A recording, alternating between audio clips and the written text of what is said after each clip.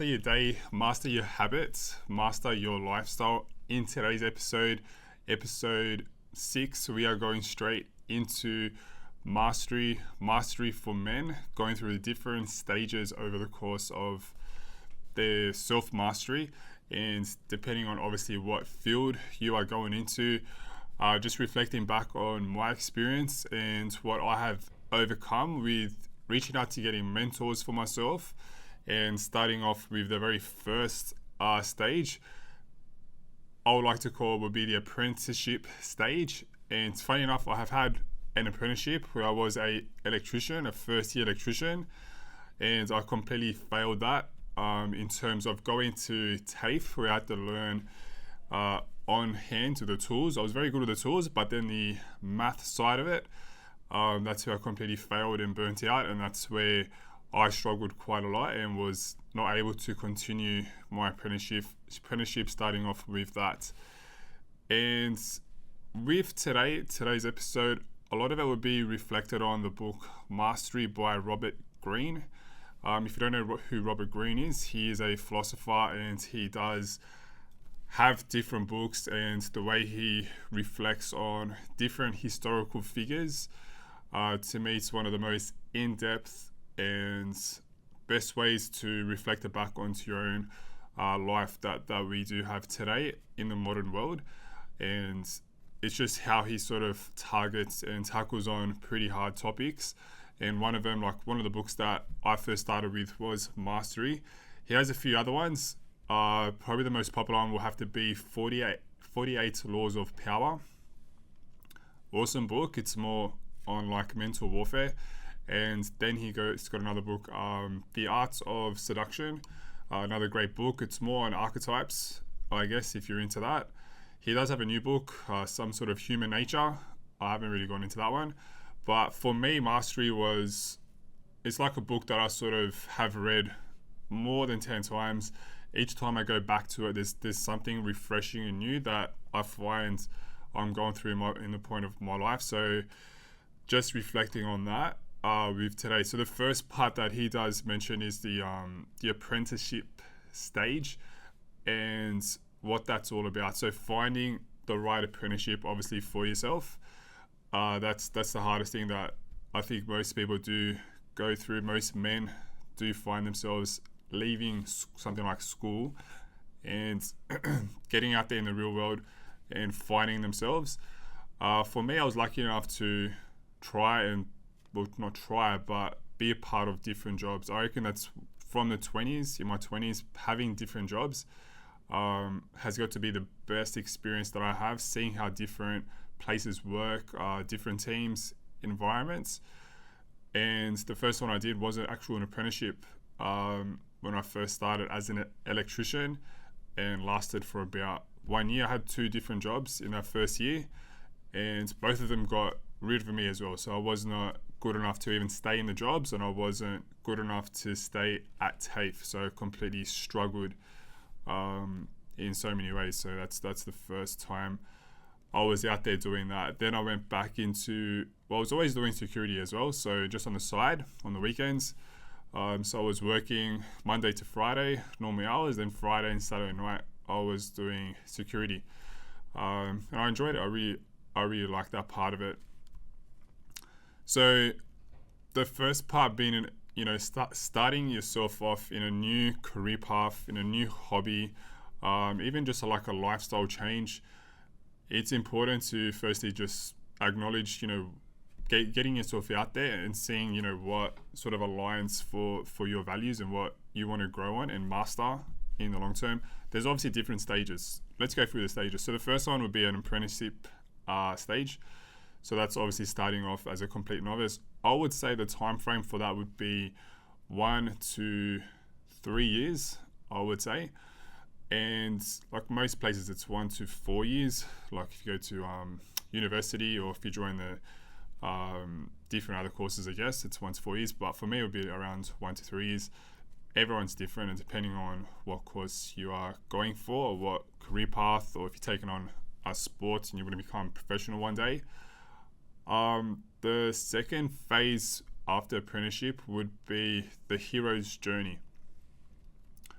Now, the hero's journey for me starts with finding a mentor. I think that's a very big part that you need to sort of get past those first initial stages. It's good to start on your own and just learn at your own level.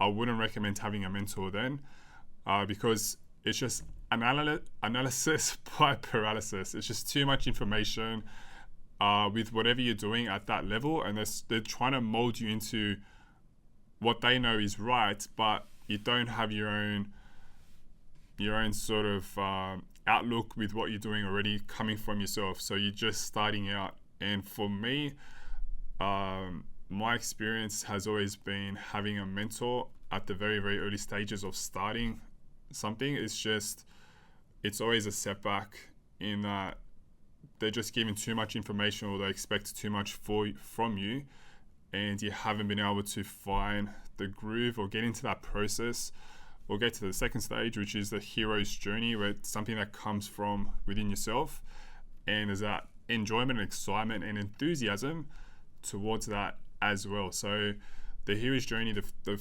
first part I would say would be getting a mentor. Even me being a personal trainer, the first 12 months, 50% of personal trainers, 50% will drop out.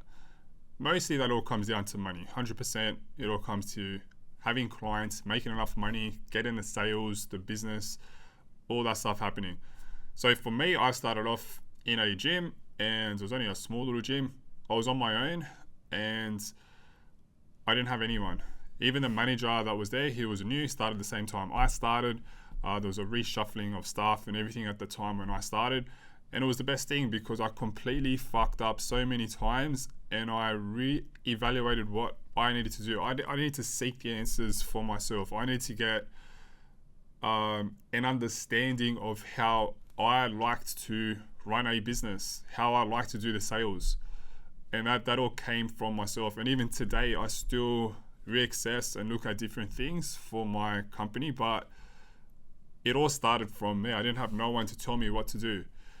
And I think that's a part as well. Just going on a side note, that's something that's missing today, is thinking for yourself. Critical thinking, logical thinking, and just having your own thoughts. It's something that like almost non-existent today. So that's what I developed from the very, very start. For the first, probably I'd say for the first 2 years actually, or at least for the first year, definitely all on my own. Then from there, so back to being a personal trainer, from there I established myself as a mobile business. So I was able to outreach a lot more clients. Just the downside obviously is the travel. And from there I seeked out my first mentor. And when I did that, so when I started that, somehow the clients that I was picking up, we're talking about CEOs, business owners. I was going out to their place and I was getting mentored by 2 other clients at the same time, and then one of them became my sales coach. So it was just something that was in me, and I was sort of craving that journey and starting off, that I already had that prior experience. I already did my apprenticeship, and now I was going into the next stage of the hero's journey of just going out there on my own and just putting myself out there. But I sought mentors, and they were just coming to me, and that's when I also expanded in trying a different career. I wanted to become a professional boxer, and I joined a boxing gym literally at the same time as I was starting my business, and I was doing both things at once. Definitely not a good idea, but I was able to get a mentor for my business who became more of a mentor for me. And then from there, one of my clients became a sales mentor. So he taught me all the sales parts of, running a business and trying to scale. The whole idea was trying to scale. Everyone's trying to scale. Doesn't matter what business you're in.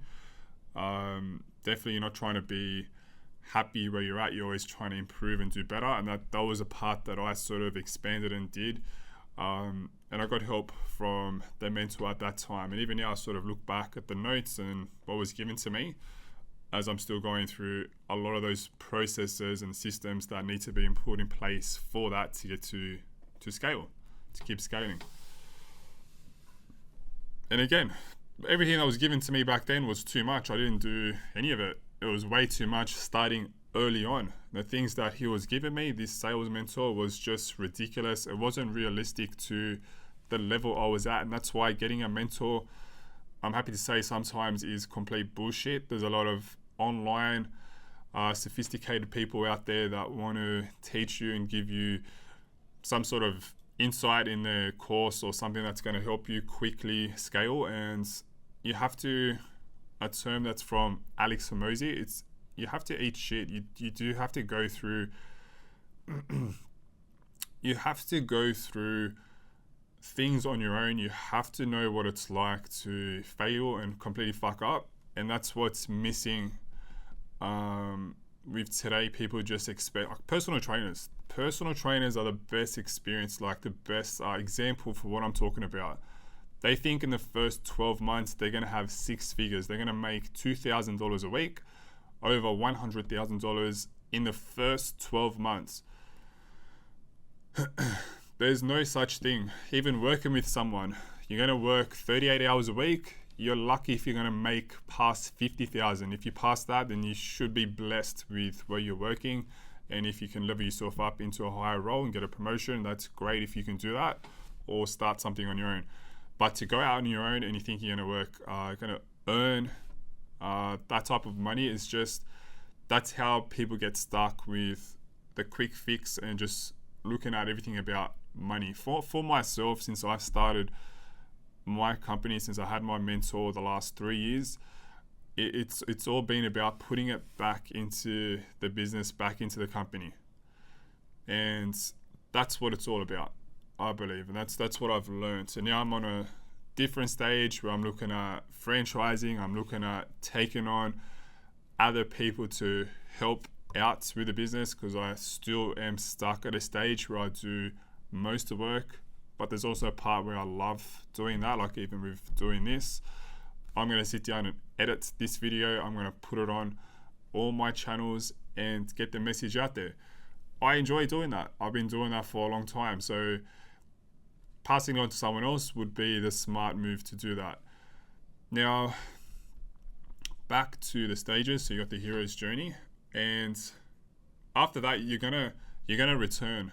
That's the other part as well. So even if you look at Joseph Campbell's hero journey, the circle, once you get into the unknown stage, the bottom stage, and then you get back to the known stage, that's the return. So you return back to the start, but you return seasons. You return with that experience and that knowledge, and then you can pass that on to other people. I pass exactly what I'm talking on. I pass it on to my personal trainers. Pass it on to other business owners. I work with a lot of business owners as clients, and I tell them what I do, what works for me, and I obviously learn a lot from them. I'm always listening and seeing what they do for themselves. But being a personal trainer, there's no other profession, nothing else out there like seeing someone 4 times a week for 1 hour. There's nothing else out there that comes close to that. So that's the difference that I find. And how you go about that, there's so many different ways. And I've worked out a few systems and a few things that have helped me out along the way, and I'm happy to share that. But back to the stages. So when you return back as a seasoned business person, a seasoned warrior, if you're into like some sort of sport, and then you sort of find yourself at a different level where you've overcome. So that's back to the book of Mastery of Robert Greene. He has a few historical figures, and one of them he talks about the apprentice one day overtakes the mentor. So the student then becomes the mentor, overtakes the mentor completely. And that's happened for me. It happens for me in a way where the things that I do, I don't like doing group, like group masterminds or group business courses, because on a one-to-one individual level, I know one day I'll want to overtake my mentor with what I'm currently doing. And it's not making more money. It's just the knowledge, and it's just the experience of doing what I'm doing. and having someone there to see that. I like having someone overlooking me and watching me perform and do what I do. That's what I love. I've got a lot of passion that sort of comes within me. Having someone watch me the whole time, I love that. I really thrive in that sort of dynamic relationship where they're just looking at me perform. They don't have to look at every other part of my lifestyle, but just seeing me perform at that, what they're being put on to help me mentor with, that's where I find the best comes out of me, and that's what I've been able to do and overcome more personal challenges. The first thing you do notice is you will come up with something that will push you out of your comfort zone, and that's what it's all about. So that's why you do seek out a mentor, but then you return and you're seasoned. Like, you might become a mentor yourself, or even better, you mentor yourself. You know what needs to be done now. And there's no such thing as you need more things to do. It's exactly the same thing. You just got to repeat the process. I just listened to the only podcast I'm listening to at the moment. The only one I'm listening to at the moment is actually one of the first people I listened to when I became a personal trainer is Bedros Keuilian, and he started off as a personal trainer himself. And one of his first videos on YouTube about personal training was, making a 12-month high price program and all this sort of stuff. And the last one he was talking about how to structure your business and your services. And it sort of hit me to the fact that how far I've come and how much more I need to do. The point I'm trying to make here, let's just cut to it. The point I'm trying to make is his point of the sale is in the follow-up. Now, even this year alone, I've made so many changes, and the one big change I've made is in my follow-ups. And I learned that from Elliot Hulse. He was teaching a few courses back on his YouTube channel, and he goes, look at a follow-up as doing repetitions like in the gym. And that's exactly how I've always treated it. But this year I sort of changed that, where I was going a lot harder. And then Bedros came up with a monster follow-up. And just looking at that and how much more I needed to do it, I'm like, fuck, that's what I need. And it's sort of like his knowledge and his experience from Bedros Keuilian is like, it's mentoring me from where I'm at this time. And it's like, how can I receive this information, plug it straight into what I'm currently doing, and then go out there and use it. And I've just used it this morning, just before I jumped on here. A lead came through. She directly reached out to me, so that's a very hot lead. And she wants her and her husband to train at their home gym. She wants me to come out to them, and she's been on and off for hot and cold for at least 2 months now.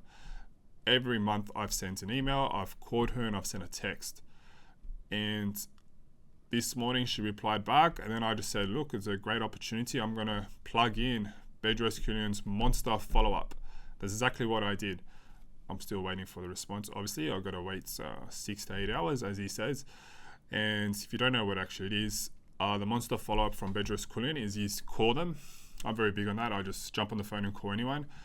It's my preferred point of action as well to follow up. Second one is a text message. I've that many saved templates since I first became a personal trainer. It's insane. If you don't have your text replacement that's on the iPhone, that's what it's all about. Just having the templates, change the name, the location, or whatever sort of service you're offering. So the second one is a sending a text. Third one is an email. That's the one I was lacking, and I've really pushed a lot harder. Yes, the automation is great, but a personal email coming from you to reach out to a prospect, I think that's what it's all about. And changing the words and speaking their language, I reckon that's where I've really won and secured business this year, and that's the biggest difference with my follow-ups. So it was from the email. The fourth one is something I don't like. I don't accept new inquiries, and that's on from DM, direct message from Instagram, Facebook. The one I have been going on to and trying to use is LinkedIn. So that's the 4 follow-ups, and you do that 4 times back to back, twice a day over 4 days. The way Bedros explains it is super confusing. So that's the monster follow-up, and I've just done that once. So now I'm going to wait to get to the end of this day and then do it again 4 times to this lead that's come through. And that's what I learned from following Bedros, so listening to him. Now, that's the third one. Back to the stages. The third one was the return. As a seasoned master of your craft, your seasons, wouldn't say master because the fourth and final one would have to be, you are now a master. So that's where you've been in it for, I would say, at least 10 years. And you've done your so-called, I believe it's in the book as well, mastery, the 10 hours to master a skill. I see that a bit different. Like there's people that are very intense. I'm a very intense person when I'm trying to learn something. So my idea of taking 10 hours to learn a skill, I'm sure I can do it a lot quicker. I'm a very fast learner. I'm a very diligent student, and I know I can pick up something pretty quickly. But then I always fall back to another level where I sort of have to evaluate myself and go back to being an apprenticeship, and then going back to working on the road to mastery for that skill. But yeah, so the fourth one is being a master. So a master, you're writing your own courses, you're writing a book on your topic, you're doing what I'm doing right now, and you're in the field, in the trenches, I believe, for lifetime. I think that's another thing as well, is creating something like a business, and then you're selling it, and then you're pushing it away. For me, being in the trenches and still teaching people and still making others grow from what's worked from your return. Remember the return from the hero's journey? That's what people don't have to go through, yet you can give it to them. But making sure that you are giving them the right level for what they're at. And that's back off this, being a master as a business person, personal trainer, health coach, boxing coach, strength coach, to differentiate yourself. That's what I've done, and that's what I've become. So the fourth step is understanding yourself enough, understanding your competition, your market, knowing what your market is, and understanding how to differentiate yourself. So that has come from one of my close clients now, Daniel, and he brings it up to me all the time. So with my company, I'm trying to be the Jim's Mowing of all health and fitness, the go-to for that. In order to do that, I need to have a few things in place, which I have built and have in place. But now it's just putting it out there. Now it's reaching out for the right people to jump on board to get my first franchisee to look after a state, after a territory. And he always asks me, whatever idea I have, he says, all right, how do you differentiate yourself from your competition? And funny enough, like, for me, it's always been as simple as my name and the logo design. And even though I'm offering personal training services, and I copped a lot of shit when I started, even from my mentor, my very first one, he used to say, why is it Goliath Performance? Why isn't it Goliath Personal Training? Is to differentiate from everyone else. So I don't have a kettlebell or a bicep for the logo, the icon for the business. It's a unhappy Goliath head, which is actually me. And I looked at my inspiration for that, how to design and create that, and I just got to work and I created it. And now I just want to make that from Goliath Performance, boxing, strength, and lifestyle. Now I'm creating Goliath Comeback, and that's going to be more on the lighter recovery side and also counseling. And that's in the works right now, and based off the same image, the same brand. So that's what I differentiated myself from the very beginning to not be a personal trainer, that I'm out there in a niche within a niche. That's the words I've been using all the time now. Being a boxing coach, there's a lot of personal trainers that can hold the pads, but not many of them have the skill to actually teach someone boxing, and it's a very high skill to do that, and it's very rewarding for the other person to come back and always learn and pick up something new. Then you got the strength training. Don't have to get into that, it's pretty straightforward. Then we have the lifestyle. So I don't do any diets or nutrition. I did once have a nutrition with me. Wasn't the best, wasn't really good, very poor feedback, and I didn't want to go back into that, so I just keep it as a lifestyle and the habits, building habits, which you can get from a personal trainer. Then obviously it's mobile, so I'm only mobile. I don't have a physical location. Why would I? I'm able to outreach the potential of as far as I can go, and obviously with that I needed to build a team, and in 3 years I was able to build a team in 4 states. Last year we got in Perth, and again, when I was going for Perth, everyone's like, don't go for Perth, but I knew and understood that a lot of people are leaving Sydney and Melbourne. There's a lot of people that I know and just look at things, and Perth is booming up, the actual city, and that's what I've been able to establish and get personal trainers, boxing coaches, strength coaches in Perth, and then obviously the leads and the clients. So that's how I've been able to build that up as well, and how I've been able to create on a master level within the business side of things, and be confident enough to know what I'm talking about, be confident to know that if I'm putting myself out there, if I'm putting a message out there, that it obviously works, and I can show the results on how I make that work. So if you're a personal trainer, if you're a boxing coach, if you have any sort of skill or niche, boxing, kickboxing, the only one I love to do but can't really do it is Brazilian Jiu-Jitsu. I reckon that's great, that's awesome. I am a 3rd stripe white belt myself. I need to get my blue belt.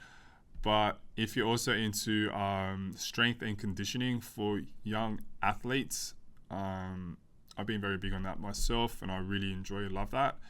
For Goliath Performance, if you'd like to jump on with us, then please reach out to me personally. That would be great. And then obviously if you feel like you're ready to take the next step and you want to have a whole territory to yourself, it would have to either be Melbourne, Brisbane or Perth, for a franchisee role or position, or the next step for yourself, then definitely we're looking at setting that up for the first franchisee with us.